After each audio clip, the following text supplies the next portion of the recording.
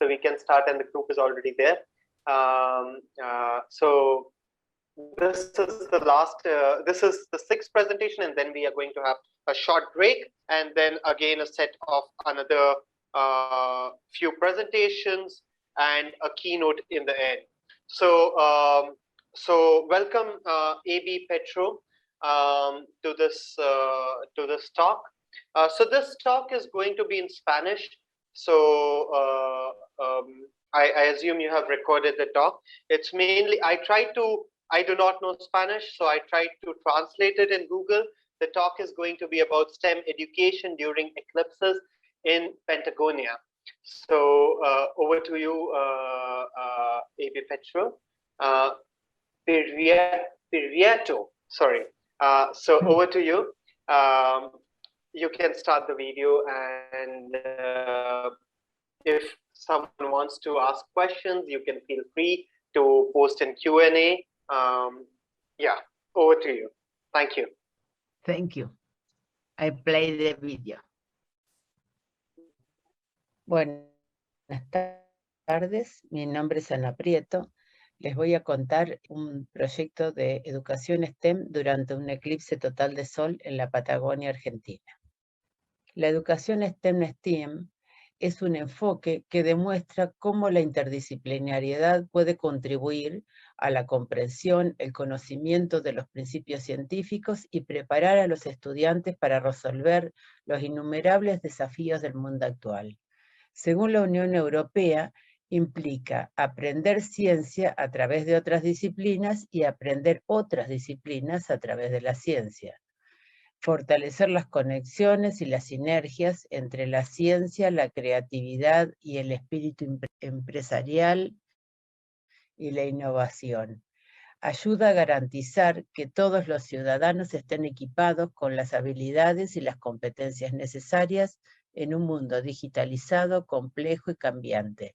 La educación para el siglo XXI presenta un desafío a la comunidad educativa para preparar a los estudiantes con las habilidades que se requieren en un cambio acelerado de la economía y de los avances tecnológicos. El continuo cambio de tipos de trabajo demanda al sistema educativo la preparación de los estudiantes para una fuerza laboral en evolución.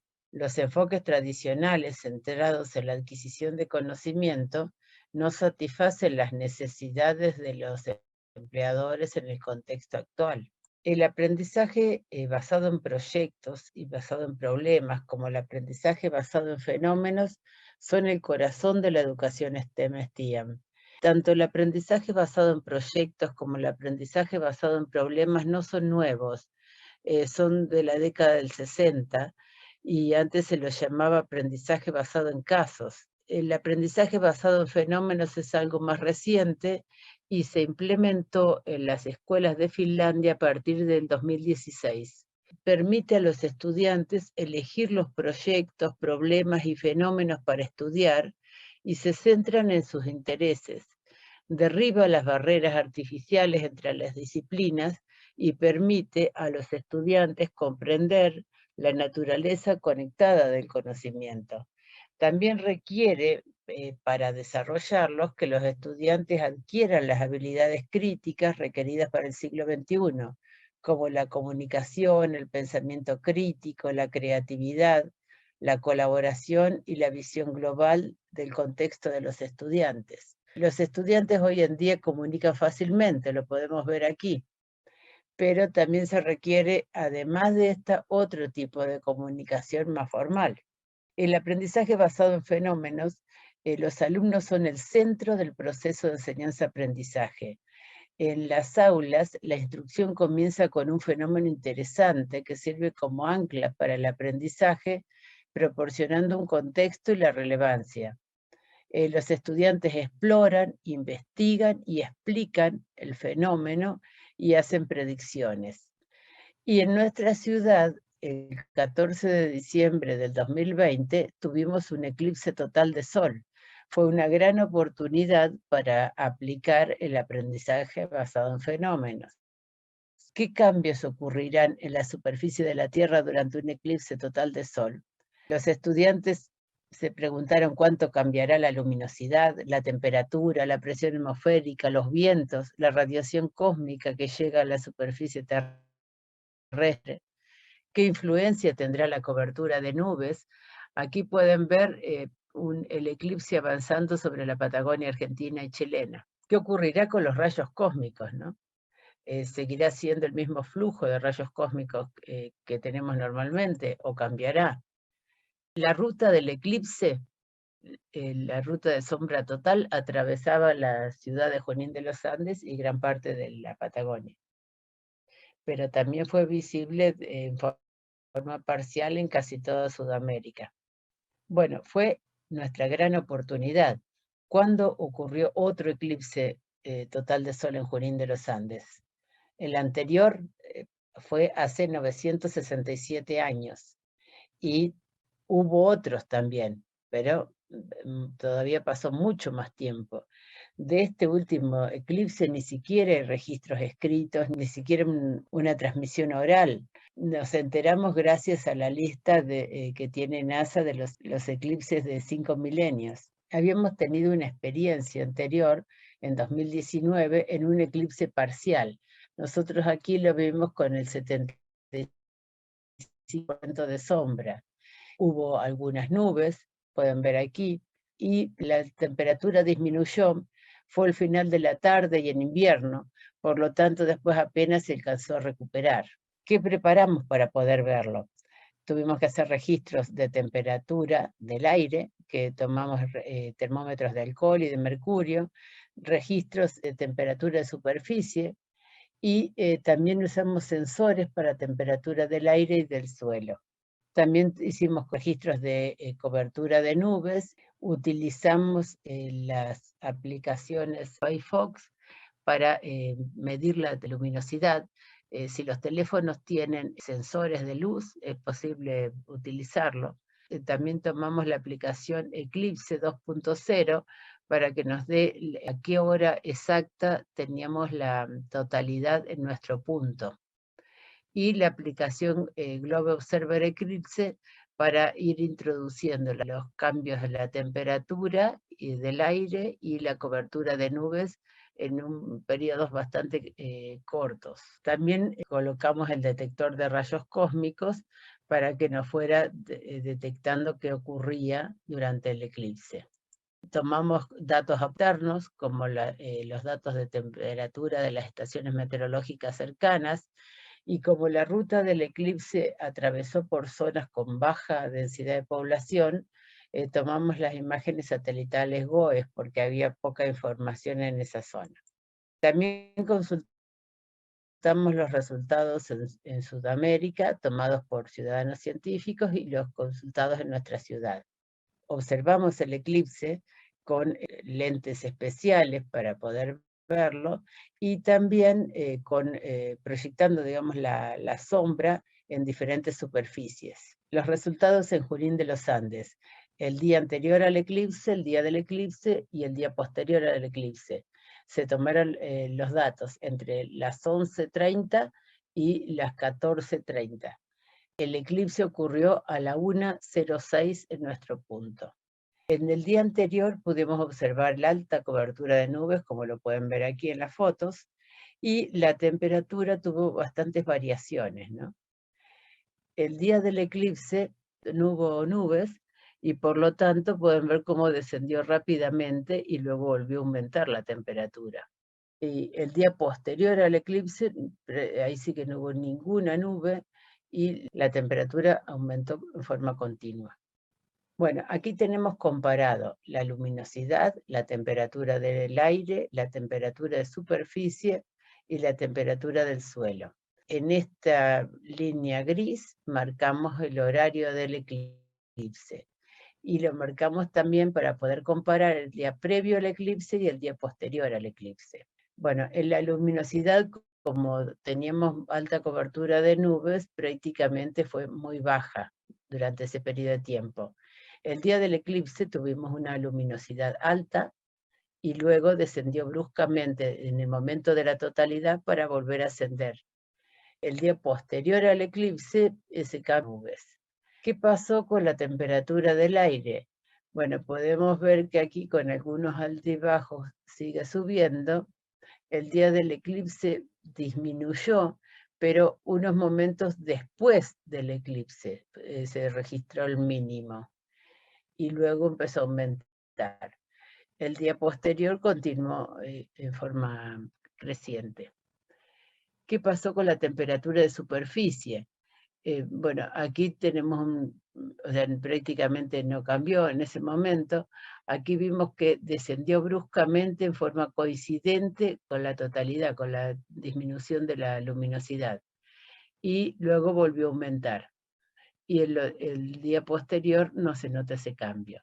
En la temperatura del suelo no hubo cambios. El tiempo de la totalidad fue muy breve y no fue suficiente como para afectar la temperatura del suelo a los 10 centímetros de profundidad. ¿Qué ocurrió con el viento y la presión atmosférica?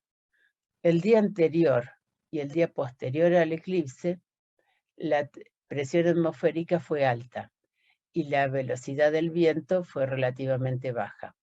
El día del eclipse, la presión atmosférica disminuyó y la velocidad del viento aumentó. Incluso hubo ráfagas bastante importantes. ¿Qué ocurrió con los rayos cósmicos? No tuvimos variación. Aquí pueden ver la nube de puntos, también pueden ver los promedios, y aquí es el momento de la totalidad. Incluso tenemos casi lo mismo que el día anterior y posterior en ese mismo horario. Los resultados en la ruta del eclipse. Lo que vemos en gris es la cobertura de nubes.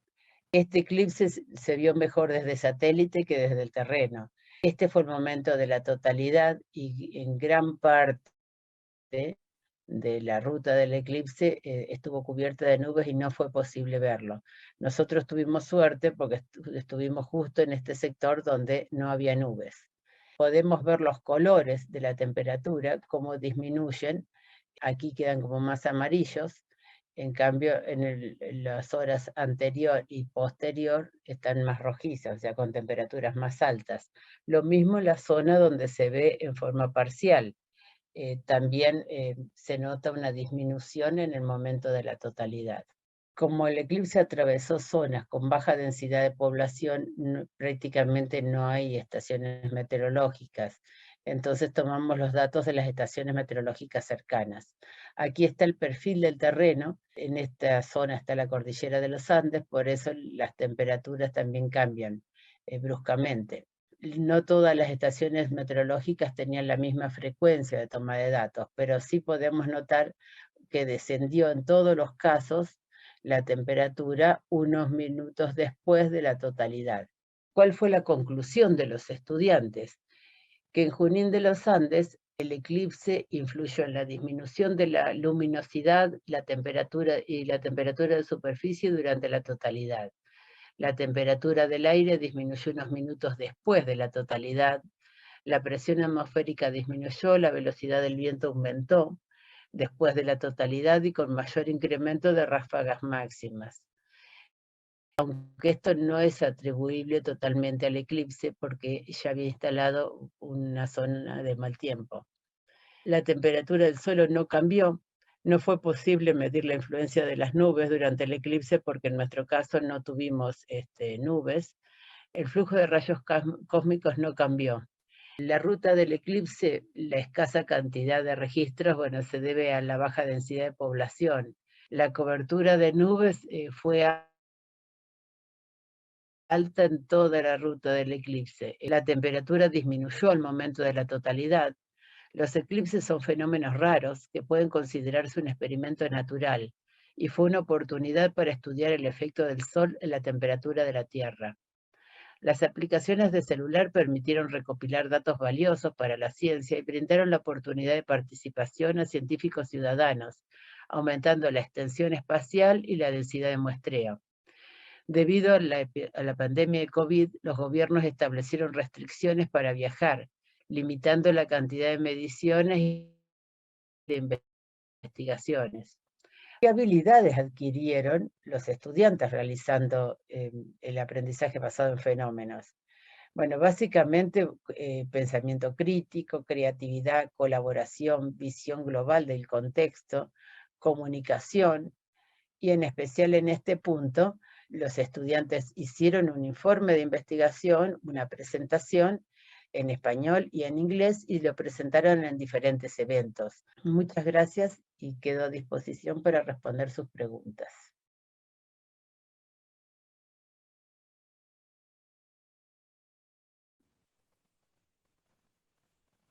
I Thank you, hope Anna. you can look the video. My internet is so-so. No, I think Anna, the subtitles were very useful, and I could follow most of the things even though the presentation was in Spanish. So thanks a lot for the wonderful presentation. And I was really impressed by the way how the students had looked at different kinds of different studies. I have a small question which I would like to ask you. What was the age group of students which were involved? If I have missed it or something. In this moment is a restriction for COVID. During before the eclipse, I explained working with a lot student and other teachers, and this research make a 3 student in particular, and is a problem with meeting. In the government not permit a very big meeting. Many people can travel to Junín de los Andes for this restriction. Okay. Yes, Anna, he wants to know the age, la edad of the students, la edad de los estudiantes. Yes, 18 and 17. Okay, that's interesting. It's a lot of data and a lot of research they have gone into themselves. Yes, I think. Does anyone from the panel have any questions? I see a comment by Bonnie. Good use of Google Earth. I enjoyed the presentation. I know several Eclipses watchers who would enjoy your presentation. So I think that's how I also loved viewing your presentation, because I've always loved working in the area of solar eclipses, and it's really fascinating how you have involved the students in collecting the data. Christian is saying, wow, thank you so much for sharing all the experiments and resources. Now we have now we just have to wait for next solar eclipses, and so is with me. So I'll also do the same, because I know what all needs to be done. It's very important for the next eclipse make a campaign and how to use the, for example, Globe Server Eclipse and Firefox for make different temperatures. It have a lot data. It's not possible in the road, the eclipse in Patagonia. It have a very little data. only GOES data, and the weather station is far the special road. I think we can have a lot of global data. Yeah. We can have a lot of global data. Yeah, that's true. Bonnie mentions that there's a eclipse in 2024 in the USA. So, yeah. Great. You prepare. You have a time. Any questions by the audience, you can post it in the Q&A or any comments or anything. Please feel free. Yeah, and we have 1 or 2 minutes, and I think if there are no questions, we can move ahead with a short break. After the break, we can have thanks. Firstly, I would like to thank Anna for the beautiful presentation. Thanks a lot for this presentation and sharing your knowledge. So we can have a short break of 5 minutes, After the break, I would hand over the chair to Hassan. So Hassan, the mic would go to you after the break. So thanks a lot for being here. It's almost getting to midnight at our place. So I have an hour to spend and have my dinner. So yeah. You look very professional. Yeah. Thank you, Hassan. Thank you, very Hassan. much. You've been a Thank very professional chair, huh? Thank you very much.